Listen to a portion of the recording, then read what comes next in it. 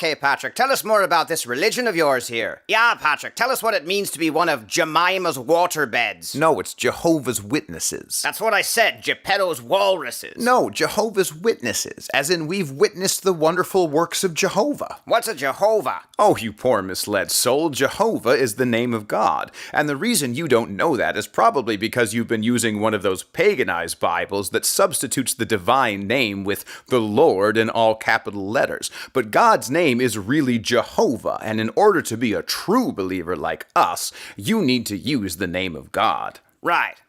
One small problem with your theological theory here, though, Patrick. Yeah, Patrick, there's one wee willy winky of a kink in your conviction. And what's that? Jehovah isn't the name of God. Why, whatever do you mean, friends? Well, as any biblical scholar can tell you, ancient Hebrew was written without vowels, most likely to make the scribing process faster and less painful. Chiseling words into stone is murder on the wrists there, Patrick. Did someone say carpal tunnel syndrome? Get lost, Pope, to not catch a predator the 75th. Oh. Anyway, because of this, the Hebrew text didn't spell out the entire name of God, just the consonants of that name. Yod, He, Vav, and He, pronounced Ya, Ha, either Va or Wa, and, if it's not silent, Ha again. Now, at some point during the Second Temple period, the Jews became so afraid of misusing God's name that they stopped using it altogether, and so, when reading the Old Testament aloud, they would often substitute another name for God, such as Adonai. Likewise, when later editions of the Hebrew Bible came around that included vowel pointing, the vowels in God's name were often replaced with the vowels from Adonai to remind readers to use that name instead of the divine name. Are you with me so far, Patrick and Second Patrick? Yeah, Patrick, are you comprehending our criticism of the faith known as Josiah's winter boots? It's Jehovah's Witnesses. Yeah. So if you misunderstood what those texts were doing and combined the consonants of the divine name with the vowels of Adonai,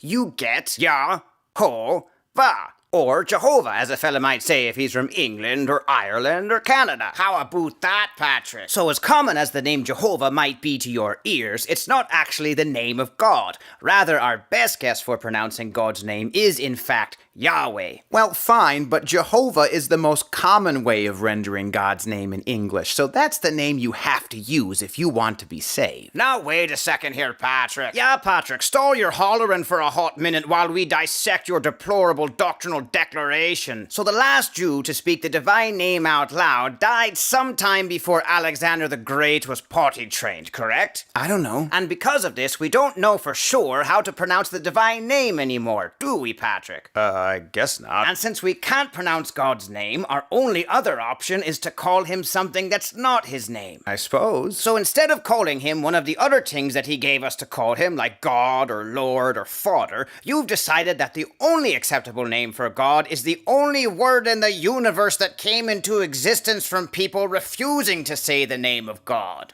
Yeah, I don't... That's more ironic than rain on your wedding day, Patrick. Which is not ironic, like at all. Look, if you're going to center your entire faith on calling God something that people say in order to avoid blaspheming, we think you could have chosen a way cooler name for yourselves than Jehovah's Witnesses. Yeah, like the Assemblies of Gosh. Or my personal favorite, the Church of Cheese and Rice of Latter-day Saints. Did you guys just call us? No, Patrick, we're talking to our new friends here. The Jabronis Wimbledon. Oh, come on!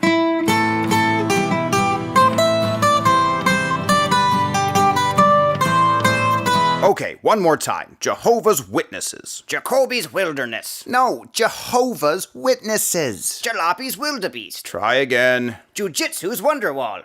Jamaica's Wickerworks. Jumanji's Wiffle Bats. Yeah, that's close enough.